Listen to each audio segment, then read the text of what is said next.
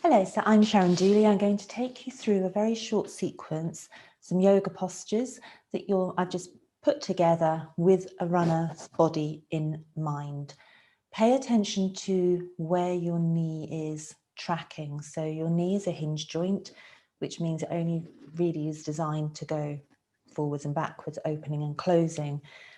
It allows for a small amount of twisting through the joint, but a very small amount, and over twisting at the joint just results in injury. What some people will try and do is make up for the lack of movement at their hips and ankles by letting the knees roll in or twisting out too much. If you've got tension in your hip or tension in your ankle and foot, better off keeping the knee in mind if it likes to be in line with your feet or hips, and just work on getting more mobility through your hips and ankles, not forcing the knee into a position it's not really designed to go into. So coming up to standing to start with, have your feet hip width apart, so inside of your hips, and just explore pressing down through four corners of your foot, allowing your toes to be relaxed.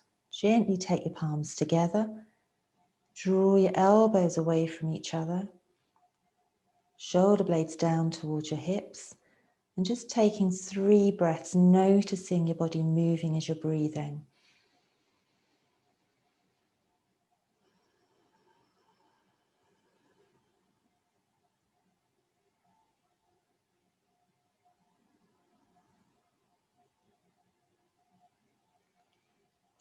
On your next exhale, you're going to gently fold down towards the floor, bend into one knee and then the other, knees coming straight forwards, ideally kind of towards your second toe, just as a focus point. And then just allowing your knees to stay soft. You're going to step back into a lunge through your right foot, reaching back through your right heel, lengthening through your chest, reach your arms up towards your ears. As you inhale, bringing your shoulders in line with your hips, gently dropping your knee down towards the floor. Exhale here. Inhale, pressing up through your feet, lifting your body up. Take your weight forwards onto your front foot. Coming up, bringing your knee up in line with your heel. Reaching out through your toe. Now you've got the option here to just reach out through the foot. Imagine somebody's pulling your big toe up. You can take your hands under your thigh. You can reach down towards your foot and then come back to standing. Taking 2 breaths. As you next exhale, rolling all the way down. Bending into one leg and then the other.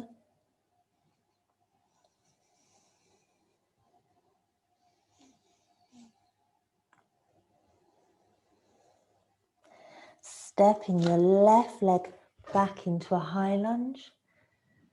Lifting your chest, reaching your arms up by your ears. Bring your shoulders in line with your hips. As you exhale, dropping your knee down towards the floor. Taking a couple of breaths here.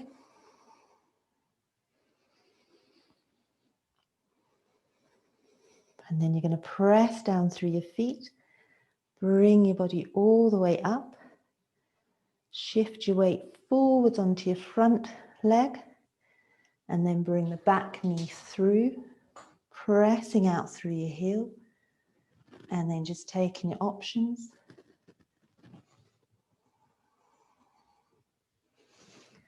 Come back to standing. Take a couple of breaths. So I'm going to go through that one more time each side. Exhale, fold forwards. Inhale, exhale, stepping your right leg back.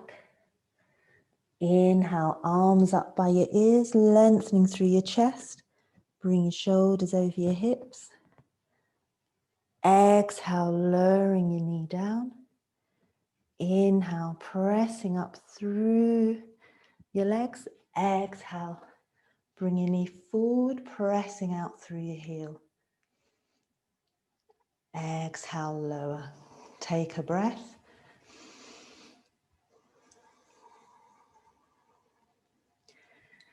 Inhale, exhale, folding forwards. Inhale, next exhale, stepping your left leg back, reaching back through your heel as you inhale, reaching your arms up by your ears, lengthening your chest, shoulders over hips. Drop your knee down as you exhale.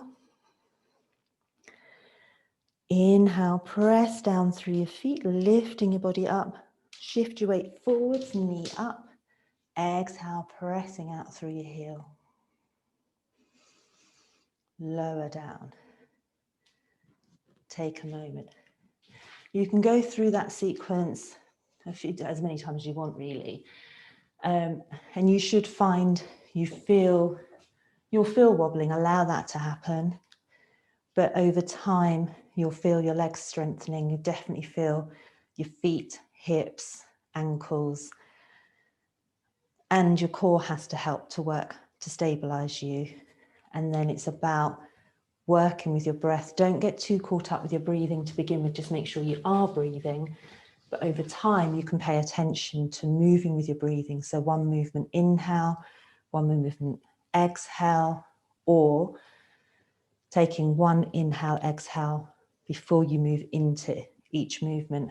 And just rather than getting caught up, because it can take time with your breathing, just noticing your breath, noticing that you're breathing, noticing that as you're breathing, your body will naturally expand and contract.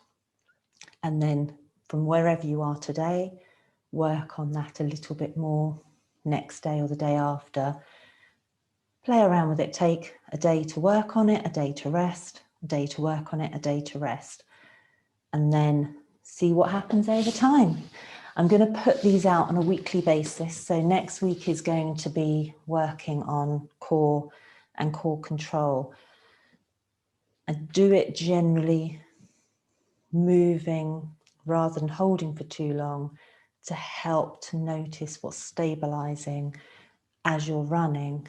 You're building that sort of stability in your movements so that instead of practicing something and learning how to be still, you're learning how to keep things stable as you're moving, which in time should help you get more out of your running.